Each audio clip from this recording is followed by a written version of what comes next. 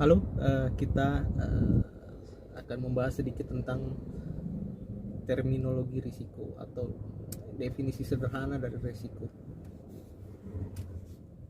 Orang awam atau ya kita lah ya pada umumnya itu mendefinisikan risiko atau mengartikan risiko atau mendekati risiko itu selalu dengan dampaknya, which is dampak yang kita fokuskan itu adalah dampak negatif.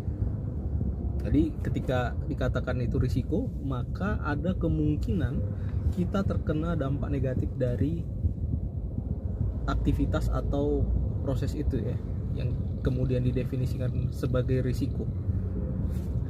Well, memang ketika kita mau menilai risiko ya, maka memang dampak terutama dampak negatif tadi memang selalu di-highlight ya.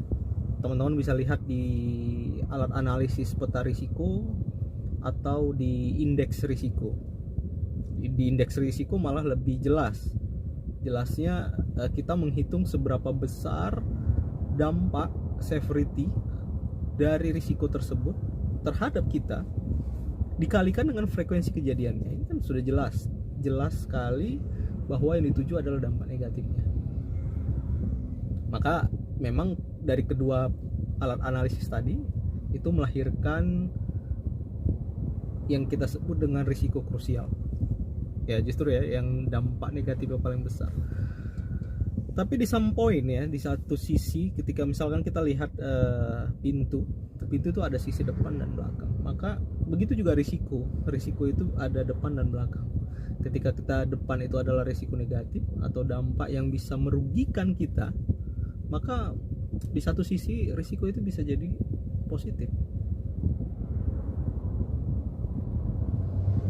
Maka sebenarnya ya, pintu itu juga yang kita deskripsikan tadi ya, pintu itu juga sebenarnya tidak depan belakang, tetapi ada atas bawah, ada perspektif lain.